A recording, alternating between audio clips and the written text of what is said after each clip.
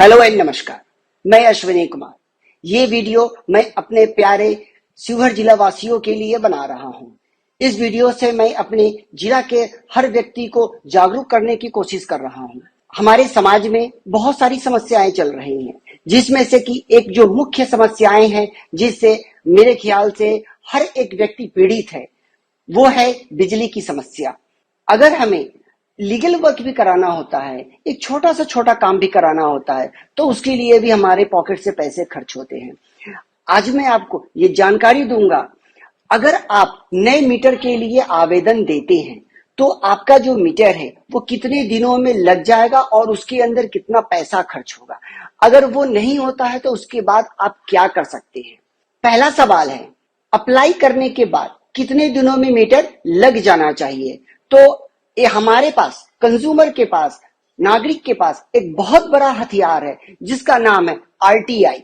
RTI के through right to information के through आप जानकारी ले सकते हैं और जो संबंधित विभाग है वो बाध्य होगा आपको जानकारी प्रोवाइड करने के लिए और उसको अपना हथियार बनाकर अपनी लड़ाई लड़ सकते हैं। तो अब आते हैं अपने सवालों के ऊपर। मीटर लगने, अप्लाई करने के कितने दिनों के अंदर मीटर लग जाना चाहिए। तो ये सब कुछ सारी डॉक्यूमेंट मैं आपके लिए प्रोवाइड करवा दूंगा।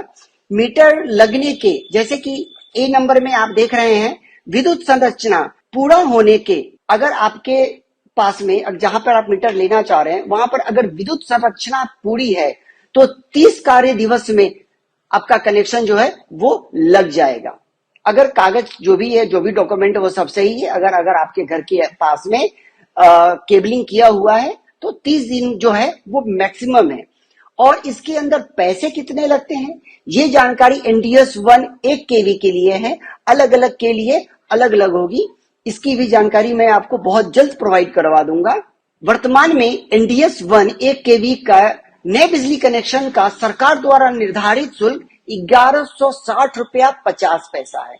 तो इससे ज्यादा आपको पैसे बिल्कुल नहीं देने हैं। पैसे तो ऐसे आपको किसी के हाथ में नहीं देने हैं, ये जो है ये आपके बिल पर ही ऐड होता है। और बार बार इस चीजों को भी कहा जाता है कि जितने पैसे अगर आप दे रहे हैं उसका रिसिप्ट आप ले लें। आप वैसे पैसे बिल्कुल ही ना दें जिसका रिसिप्ट आपको न मिलता हो, चाहे वो कोई दुकानदार हो, चाहे वो कोई संबंधित विभाग हो। अगर इस समय सीमा पे अगर आपको मीटर नहीं लगता है तो आप जो है आप लीगल एक्शन ले सकते हैं। आप आरटीआई के थ्रू पूछ सकते हैं कि अगर 30 दिन के अंदर मीटर लगने का प्रावधान है तो हमारा मीटर क्यों नहीं लगा। अगर आप इस कागज के थ्रू अगर आप जवाब मांगेंगे ना तो आपको ऑफिस के चक्कर ही नहीं काटने पड़ेंगे। आपका काम जो है ना बहुत आसानी से, बहुत स्मूथ तरीके से हो जाएगा। और खर्च कितने लगेंगे इसके बारे में भी हम लोग बात कर लेते हैं। इस जानकारी के लिए जो जनरल कैटेगरी में आते हैं उनके लिए मात्र 10 रुपए में आप जो है इस तरीके के जवाब मांग सकते हैं। और जो अलग कैटेगरी के हैं जैसे कि ओबीसी हैं, ईबीसी हैं, तो उन लोगों के लिए फ्री ऑफ कॉस्ट है, उन लोगों के लिए 1 रुपया नहीं लगता है। जब आपके पास इतना बड़ा हथियार है तो फिर हम लोग ऑफिस के चक्कर क्यों काटे। अगर आप ये चाहते हैं कि मीटर लगाने की सही विधि क्या है, अगर आप ये जानना चाहते हैं कि मीटर लगाने की सही विधि क्या है, एक्चुअली होता क्या है, जो मीटर देने के लिए आते हैं, एक्चुअली मीटर तो देना किसी को नहीं है। आपको लाइनमैन आकर मीटर आकर लगा देता है, लाइनमैन को भी मीटर नहीं लगाना है। मीटर लगाने के लिए एक अलग मेंबर लोग हैं, एक अलग लोग हैं, वो आपके घर पर आएंगे, मीटर लगा कर जाएंगे। उस समय भी आपको 1 रुपया भी किसी को नहीं देना है। मीटर लगाने की विधि अगर आप जानना चाहते हैं कि सही तरीके से मीटर लगाने की विधि क्या है, आप सवाल कर सकते हैं कि क्या मेरा मीटर सही तरीके से लगा है, अगर नहीं लगा है तो क्यों नहीं लगा है, या विभाग से आप जानकारी मांग सकते हैं।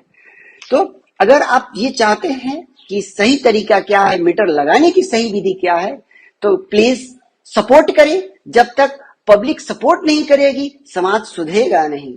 कृपया चैनल को जरूर सब्सक्राइब करें। एक सवाल है, सही तरीके से मीटर लगाने की विधि।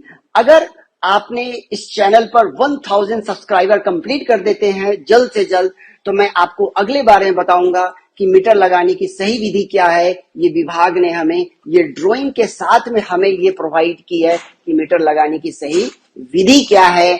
और यहाँ पर installation of equipment at point of supply क्या क्या इसके अंदर सामान दिए जाते हैं, ये सब कुछ मैं आपको डिटेल में बताऊंगा।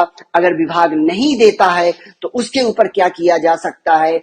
अगर जैसे कि हमारे गांव के बहुत सारे ऐसे लोग हैं जो अशिक्षित हैं, जिनके अंदर वो गट्स नहीं है कि ऑफिस में जाके बात करें, या उनके अंदर या उनके पास टाइम नहीं है कि वो ऑफिस में जाकर बात करें, तो उन लोगों के लिए मैं निशुल्क परामर्श आपको दूंगा कि किस तरीके से आप अपना काम जो है बिल्कुल सुचारू रूप से कराएं, किस तरीके से संबंधित विभाग से आप सवाल करें। सवाल करना बिल्कुल जायज है, लेकिन सही तरीके से। मैं आपसे एक ही रिक्वेस्ट करूंगा, कृपया चैनल को निश्चित रूप से सब्सक्राइब करें और ये वीडियो हर शिवहर जिला के हर एक मेंबर तक पहुंच जाना चाहिए, हर एक नागरिक तक पहुंच जाना चाहिए। अगर कोई वॉलेंटियर इसके साथ काम करना चाहते हैं, कुछ अपने समाज में सहयोग देना चाहते हैं, वो भी हमसे संपर्क कर सकते हैं। आपका हार्दिक अभिनंदन है। बहुत बहुत धन्यवाद।